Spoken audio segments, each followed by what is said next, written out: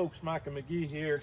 In today's video, I'm going to do something I probably should have done a while ago, and that is clean up our ash pile where we dump our ashes.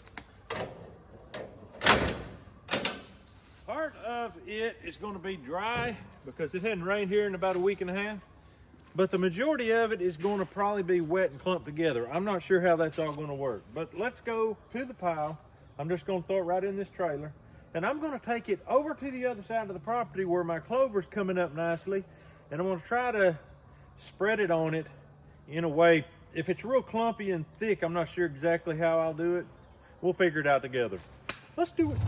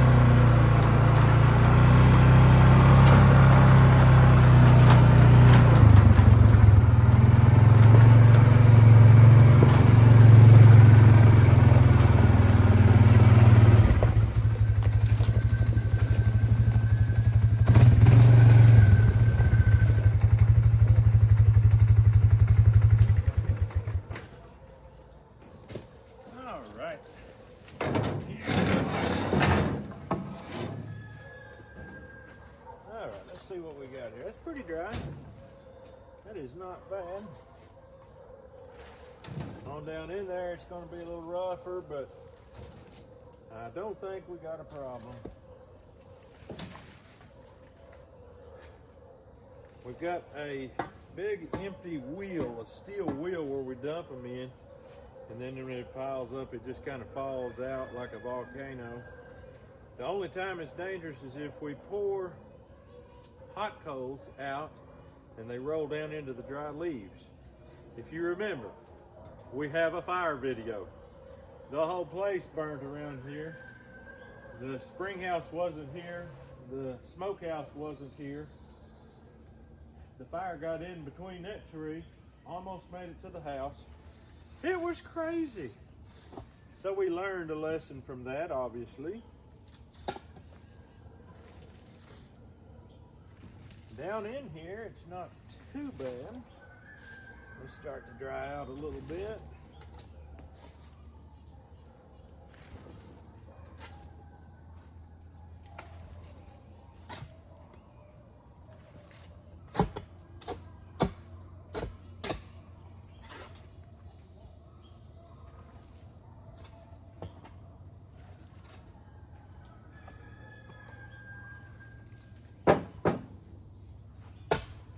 Let's see what happens. There we go. Just gonna pull this back.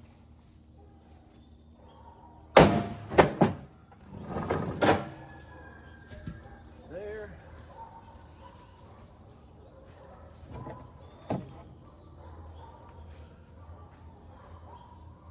Alright, I'm just gonna take it down to the ground. Wherever, when I hit the ground, I'll know I'm in the bottom.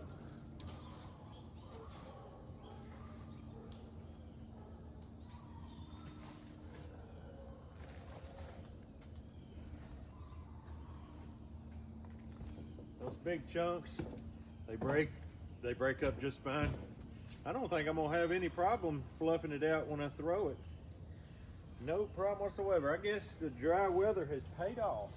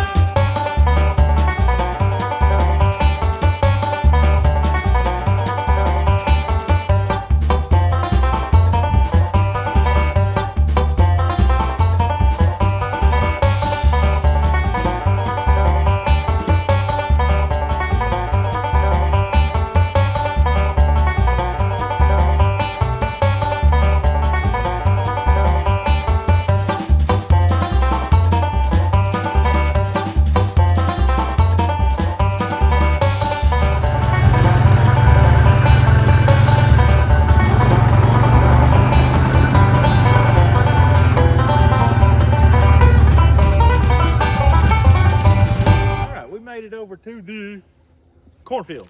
This is a cornfield. You say, McGee, that ain't a cornfield. That's a cornfield. You're right. This is a clover field. I've got wheat mixed in it. If you remember, I limed this field last year. I believe I limed it pretty close to the recommended amount that they asked for.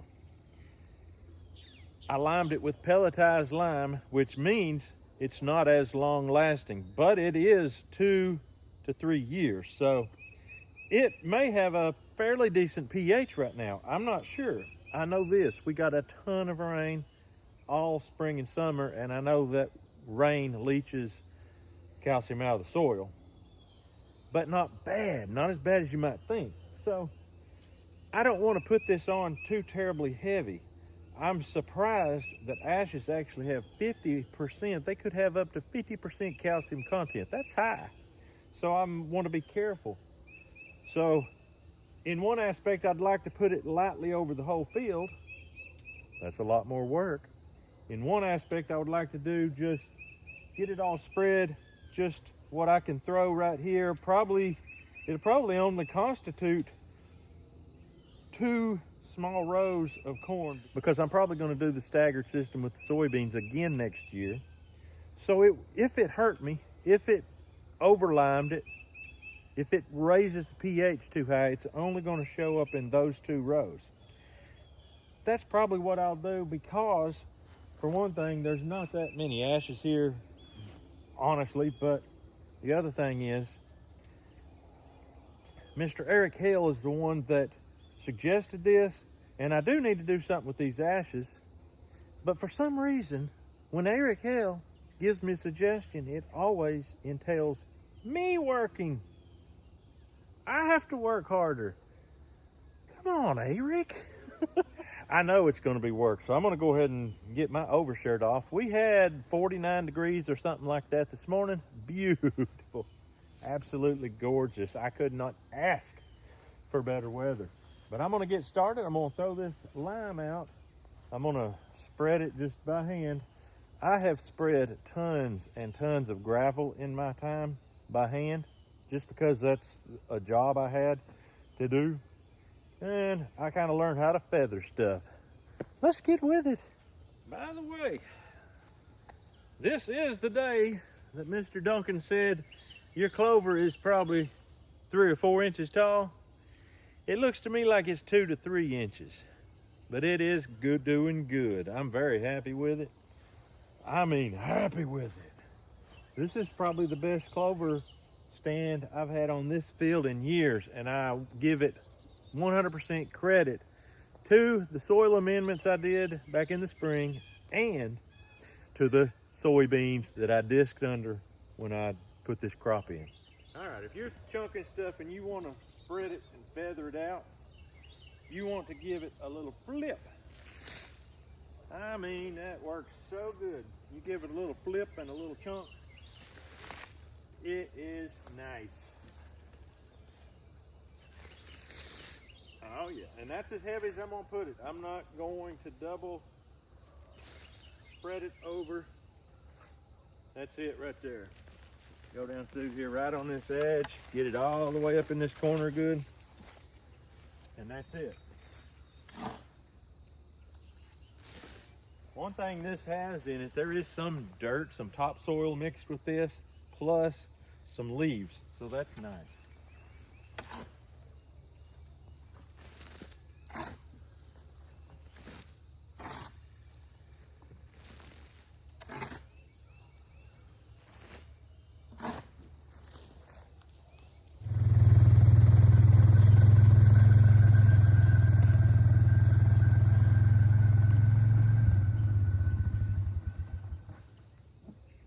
The way the dew is still on this morning, and the way the sun's hitting it, it makes it real easy from where I'm standing to be able to tell exactly where I've already spread. So it's not going to have to be accidentally guessed at and all this stuff.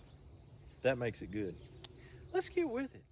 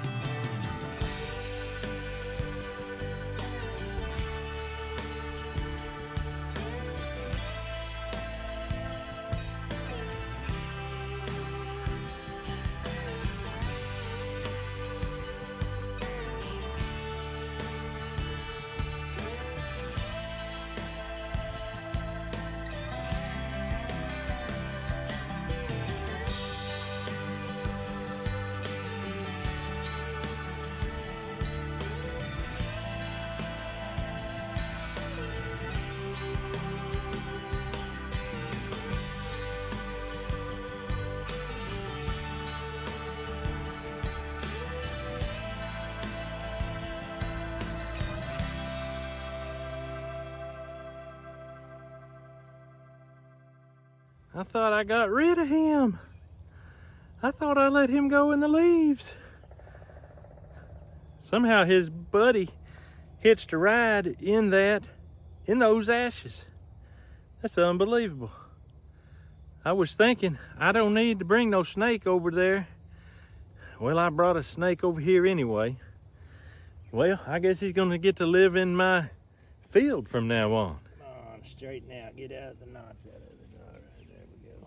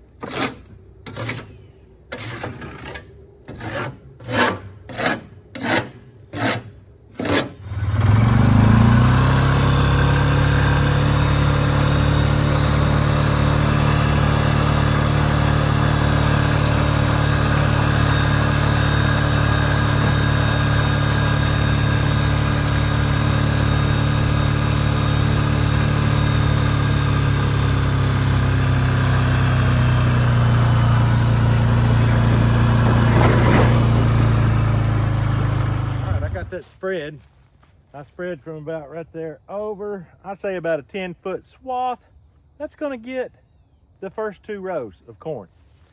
Now, whenever I get my soil tested this winter, after the coldest part of the winter's over, I'm going to test this as field number 1, and this section, I'll dig me some up there and call that 1A or 1B or whatever. I call that 1A and this 1B.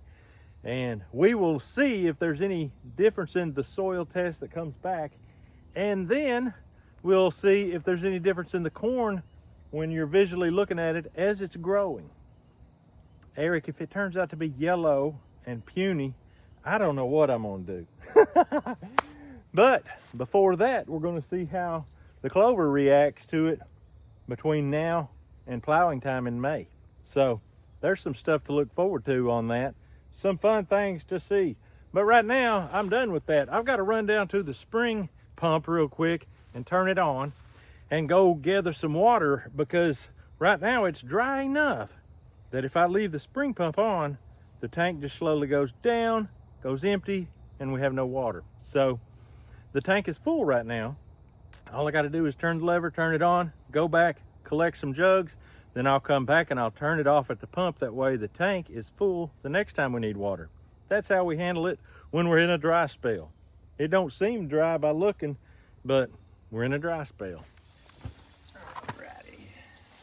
This is my joint. This is my quick connect. I'm just gonna pop that over that, and I'm just gonna open this up. Pumping water, just like this. This pump, button ram pump, no electricity needed, just water power. Boom, boom, boom. And you know what? We're pumping at 3,700 feet. Let's go get some water in jars, and then we'll come back down here and turn it back off. All right, the waters are running good. I'm gonna put this big old gallon in there and fill her up. I'm excited about having water running again. This is 3,700 feet away from the pump, and it just blows my mind that I can pump spring water from all the way over there, almost 3/4 of a mile, all the way over here. No electricity, no gas, no nothing. It'll just pump. Amazing. Sure, it's flowing a little bit slow, but who cares? It's not costing me a dime. And this here, I could keep this full of cold water. Right now I can't, because literally it's too dry to keep it running 24/7. But if I'm getting good flow down there and I can leave it on, this thing will fill up in just a few hours, and it just keeps flushing fresh water through it. The overflow goes all the way down to my pond, so no wasted water. It's good.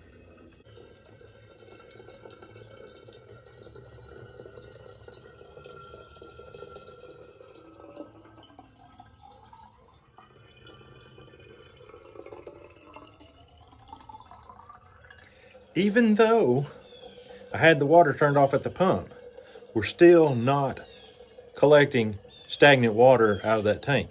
That water has been flowing into that tank and right back out the overflow on that tank 24 hours a day since I shut that off. So that we're getting water that literally flowed out of the ground today. That's amazing. All right, I've got all the water filled up in the jars. Let's run over there real quick and turn the water off because we don't want that tank to run dry. Yeah, we made it in time before it ran dry. And that makes me happy because that means we got it turned off before air got in the line. That is awesome. Folks, living this life, it can be a little more work, but it's highly worth it because I don't have to worry that somebody can turn my water off, that I can't have water, or that somebody's gonna put something in my water supply, or on and on and on. You know how the whole thing about the chemicals in the water, all city water is just loaded with it. But anyway, it's just one of them things. On this channel, we try to show you how to be a little more self-sufficient. Coming up next week is my favorite way to show. If you know me well, you already know what I'm talking about. Daffodil got her last meal this morning. She's going to be put in the cooler tomorrow, but that video won't come out since today, this is the last upload day. That'll come out Tuesday next week. Hope you enjoy it. Look forward to it. The striped heifer is on the way to the freezer. But that's all I got for you today. Hope you have a great day. We'll see you on the next video.